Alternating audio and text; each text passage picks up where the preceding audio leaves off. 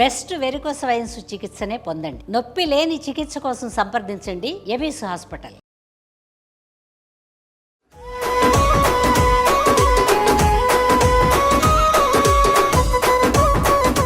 Anu's skin and hair clinic సమర్పించు Sankranti special episodes కి స్వాగతం. నమస్తే రమ్మగారు. నమస్తే జయ. కనుమ ముక్కనుమ వీటికి సంబంధించి మనం మాట్లాడుకుందాం రమ్మగారు. కనుమ రోజు కాకి కూడా కదలదని, ముక్కనుమ రోజు ముక్క కొట్టాలని నాన్ వెజ్ తినే వాళ్ళైతే, వెజిటేరియన్స్ వెజ్ అనుకోండి. ఇట్లా మనం ఎప్పుడు ప్రతి సంవత్సరం మాట్లాడుకుంటూనే ఉంటాము. పదే పదే మనం చెప్పిన విషయాన్ని ఎందుకు చెప్పుకుంటామంటే రమ్మగారు, కొత్త జనరేషన్కి ఎవరైతే వస్తున్నారో నెక్స్ట్ తరానికి అందాలి కదా. అంటే ప్రతి సంవత్సరం అదే పండుగ చేసుకుంటాంగా, అదే కానీ అవే మాటలు అదే మాట్లాడుకుంటాం. మన పండగని మార్చలేము, మన సాంప్రదాయాన్ని మార్చలేము, మార్చలేము. కానీ విషయాన్ని అయితే ప్రజల్లోకి తీసుకెళ్లాలని కదా ఉద్దేశం. సో కనుమ ముక్కనుమ వీటి గురించి ఒకసారి అండి. సంక్రమణం మరుసటి రోజుని కనుమ అంటారు. ఈ కనుమల్లో కొన్ని చేయకూడదని నియమం ఉంటుంది జయ. కనుమ నాడు కాకైనా కదలదు, కాకైనా కడగదు అంటారు. భోగి నాడు తలంటి పోసుకుని సంక్రమణ నాడు తలంటుకోమ్మను. అవును. కనుమ నాడు తల అంటుకోకూడదు, తలస్నానం చేయకూడదు, ఒక నియమం అది. దాంతోపాటుగా కదలదు అంటే ప్రయాణం చేయకూడదని ఒక నియమం చెప్తారు. ఈ కనుమల గురించి ఒక ప్రత్యేకమైన విషయం మళ్ళీ ఎప్పుడైనా చెప్పుకుందాం. పండగ గురించి చెప్తున్నాం కాబట్టి మిగిలిన విషయాలు నేను చెప్పట్లేదు. కనుమ నాడు ఊరు దాటకూడదు. పూర్వకాలం పద్ధతి ఎట్లా ఉండేది? పూర్వంలో పల్లెటూళ్ళు ఒక ఊరు నుంచి ఒక ఊరికి కాలినడకన వెళ్ళాలి. అవును. లేదా బళ్ళు అవి కట్టేవాళ్ళు. 2-3 ఊళ్ళకి మధ్యలో చిట్టడుగులు అవి ఉండేందుకు అవకాశం ఉండేది కదా. ఇలాంటప్పుడు ప్రయాణాలు చేయకూడదు, ఈ నడిచి వెళ్ళాలి, వెళ్ళాలి. కాబట్టి ఈ కనుమ పనికిరాదని ఒక నియమం ఇది వరకు ఉండేది. ఇప్పుడు బస్సులని, టికెట్లని, ఫ్లైట్లని, రైళ్ళని, ఆఫీసులని, మీటింగులు. అవునండి కదా. అందుకని ఏం చేస్తారు ఇప్పుడు జనం, పండగ నాడు సాయంకాలమే బ్యాగ్ తీసుకెళ్ళి పిన్నిగారింట్లో పెట్టి పిన్నింటి నుంచి వెళ్తారు, పక్కింటి నుంచి వెళ్తారు, నిర్గమనం పెట్టుకుంటారు, పరస్థానం అంటారు. పుట్టింటి నుంచి కదలకూడదనే నియమం. ఏ చోట నుంచి కూడా మనం ఎక్కడికి వచ్చామో అక్కడి నుంచి కదలకూడదు. ఇలాంటిది అయితే అది ఆ రోజున పెట్టింది ఏమిటి? ప్రయాణించకూడదని. నువ్వు కనుమ రోజున బస్సులు కార్లు అవి ఇలా లైన్గా కనపడతాయి మనకి హైవేలో. మరి అదిగా చేయాలంటే ఇది ఎలా కుదురుతుంది కదా. కాలాన్ని బట్టి కొంచెం మార్చుకుంటాం, దీన్ని వదిలేద్దాం ఇక్కడే. పాత పద్ధతిని ఓ దండం పెట్టుకుని మనకి ఇదే అవకాశం ఉంది, అందుకని బ్యాగ్ ఎవరింట్లో ఉన్నా పెట్టి బ్యాగ్ పుచ్చుకుని వెళ్తున్నారు. అట్లాగే పెద్దవాళ్ళు ఎవరో ఒకళ్ళు చెప్తారు ఇట్లా చేయొచ్చు, ఏం కాదు అని. అయితే ఈ కనుమ నాడు మాంసాహారం ప్రత్యేకంగా చెప్పబడుతుంది. ఈ మాంసాహారం అంటే మాంసాహారం తినని వాళ్ళ పరిస్థితి ఏమిటి? అందుకని కనుమ నాడు గారెలు తినాలని చెప్తారు. కనుమ నాడు మినుము తినాలి అని. మాంసకృత్తులు ఎక్కువగా ఉండే పప్పు పదార్థం మినుము కాబట్టి అవును, కనుమ నాడే గారెలు వండుకుంటారు. అందరూ వండుకుని దాంతోపాటు వాళ్ళు చేసుకోగలిగే పదార్థాన్ని అవతల వాళ్ళు, వీళ్ళు తినగలిగే ఏ అల్లపచ్చడిను యువతల వాళ్ళు చేసుకుంటారు. కనుమ నాడు గారె తినాలి. ఇప్పుడు కనుమకి దీనికి ఏం సంబంధం? సంక్రమణము దేనికి జరిగింది? సూర్యుడికి. సూర్యగమనంలో మార్పు రాగానే ప్రకృతిలో మార్పులు మొదలైపోతాయి. బలవర్ధకమైన ఆహారం తీసుకోరా నాయనా, రేపటి నుంచి ఉంది నీ సంగతి. ఎండ దంచి కొట్టేస్తాడు, మొదలు పెడతాడు.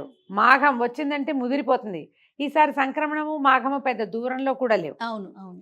జనవరిలో రథసప్తమి వచ్చింది, ఈ మధ్యకాలంలో చూడలేం మనం, ఈసారి వచ్చేసింది. అవును, మాఘం కూడా వచ్చేస్తుంది.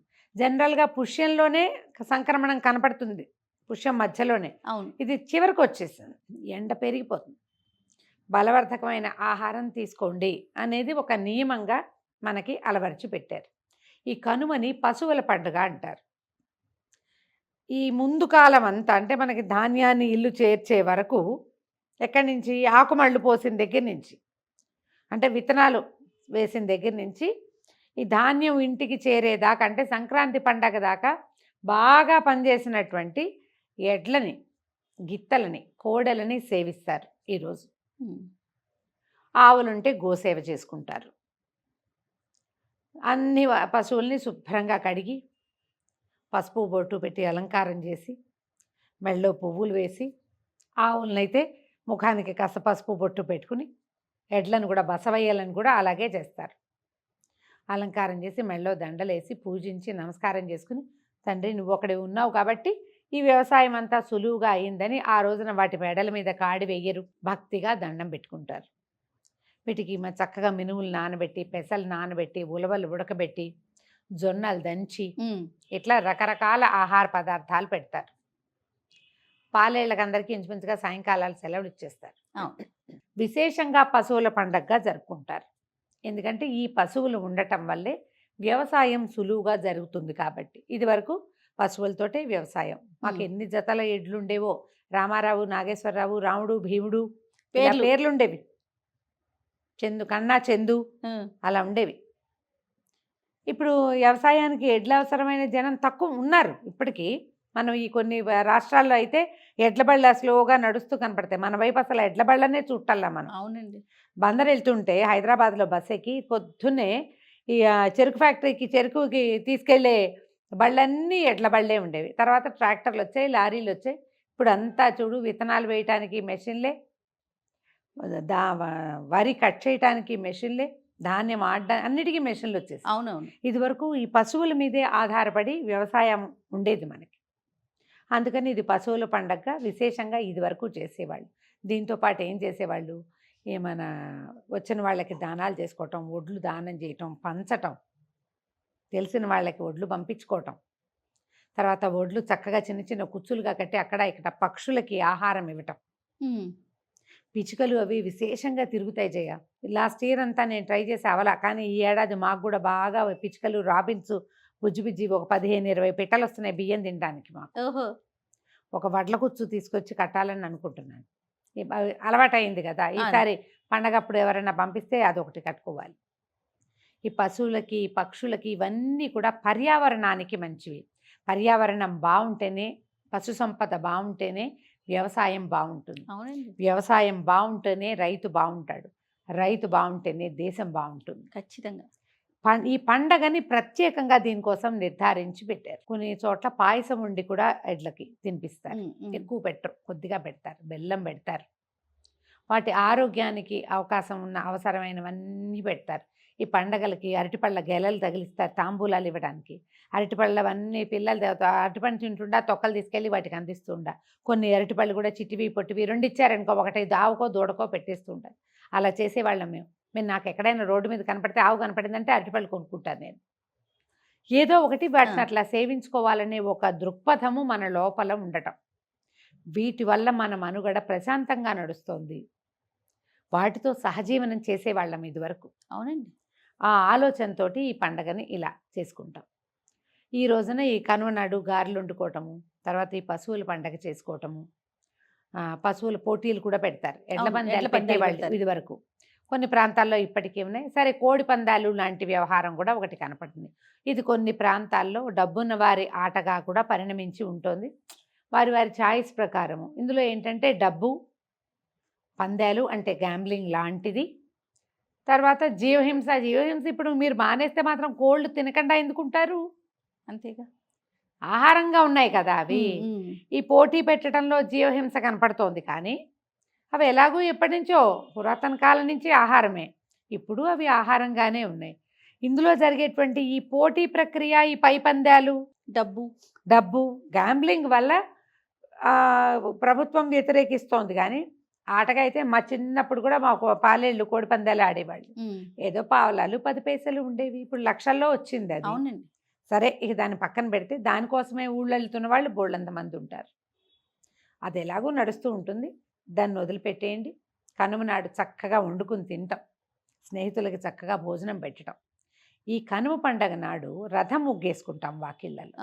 మనము ధను సంక్రమణం నాడు మొదలుపెట్టిన పీటల ముగ్గుల్ని సంక్రాంతి పండగతోటి ఆపేసి కనుమ నాడు రథం ముగ్గేస్తారు. ఈ రథం మీద బలిచక్రవర్తి భూలోకంలోకి వస్తాడని, పాడి పంటలతోటి సస్యశ్యామలంగా ఉన్నటువంటి భూమిని అందరినీ చూసి మళ్ళీ పాతాళ ప్రవేశం చేస్తాడని చెప్తారు. అందుకని వాకిళ్ళు శుభ్రంగా ఉంచాలి. పండగ అయిపోయిందని మానేయకూడదు. ఈ రోజున రథం వేసి తూర్పు నుంచి పడమరకి ప్రయాణిస్తున్నట్టుగా రథాన్ని తాడుని వేసి, ఈ తాడుని అందిపుచ్చుకుని పక్కవాళ్ళ తాడు, పక్కవాళ్ళ రథం, దాన్ని అందిపుచ్చుకుని ఆ పక్కవాళ్ళ రథం చొప్పున ఇల్లన్నిటికీ రథాల ముగ్గులు వేస్తే ఈ రథం ఎక్కి ఆ రథం దిగుతూ బలిచక్రవర్తి ఒకప్పుడు భూసామ్రాజ్యానికి చక్రవర్తి అయినటువంటి ఆయన వచ్చి మనని ఆశీర్వదిస్తాడు. మన పంటలు మరింతగా పండేలాగా ఆయన ఆశీర్వాదం మనకి లభిస్తుంది. కాబట్టి మన ప్రాంతం అంతా రథం ముగ్గేస్తారు. అంటే బలిచక్రవర్తి మనకే వస్తాడు. మరి బీహార్లో, మహారాష్ట్రలో వాళ్ళంతా ఏం చేస్తారంటే వాళ్ళ వాళ్ళ విధానాన్ని వాళ్ళు అవలంబిస్తారు. అంతే. మనం చేస్తాం కదా. ఈ బలిచక్రవర్తి ఈ రోజున కుక్కల్ని కానీ, కోతుల్ని కానీ, కోళ్ళని కానీ అదిలించకూడదు, అదిలించద్దు. ఆహారం బాగా ఇవ్వాలి. అన్నీ మన చుట్టుపక్కల ఉండేటువంటి పక్షులు, శునకాలు, మార్జాలాలు ఒకవేళ ఉంటే, కోళ్ళు, తర్వాత ఏమో ఎడ్లు, ఆవులు, గేదెలు, దూడలు అన్నిటికీ సమృద్ధిగా ఆహారం ఇచ్చి అవి ఆకలితో అలమటించి అరిచే లాంటి పరిస్థితిని కల్పించకూడదు. శుభ్రంగా పెట్టడము, నీళ్లు పెట్టడము. ఇది గనక చేస్తే బలిచక్రవర్తి సంతోషిస్తాడని, ఆయన ఆశీర్వాదం లభించి ఈ పంటలు మరింతగా పండి సస్య సమృద్ధి కలిగి మనకి ఆహారపు కొరత అలాంటివి ఈ ఏడాది రాకుండా ఉంటుందని మనం ఈ పని చేస్తాం. ఓకే. ఈ రథ ముగ్గులు వేసుకుంటాం. దీంతో పండగ హడావిడి ముగిసిపోతుంది. కనుమ నాడు ప్రయాణం చేయకూడదు, ముక్కనుమ నాడు కూడా చేయకూడదు అంటారు. ముక్కనుమ అంటే కనుమ నాటి మర్నాడు. దీనికి ఈజీ మెథడ్ నేను చెప్పా కదా. మీ బ్యాగులు తీసుకెళ్ళి ఎవరింట్లో ఉన్నా పెట్టుకోండి. ఆ బ్యాగ్ మీ ఇంటికి తేకుండా మీ ఇంటి నుంచి వాళ్ళ ఇంటికి వెళ్ళి ఆ బ్యాగ్ పుచ్చుకుని అట్టించట్టే వెళ్ళండి. వెళ్ళలేకపోయిన పరిస్థితులు మరి ఒప్పవు కాబట్టి అవకాశం లేదు, ఏదేం అక్కర్లేదు మనకి. హాయిగా ఉండండి ఇంకో 2 రోజులు ఊళ్ళోనే హ్యాపీగా. పండగ హడావిడంతా ముగిసాక అప్పసలు, అరిసెలు అవి ఇవి ప్యాక్ చేసుకుని ఇంటి దారి పెడితే సరిపోతుంది. రైట్ రాము గారు, నమస్తే. నమస్తే.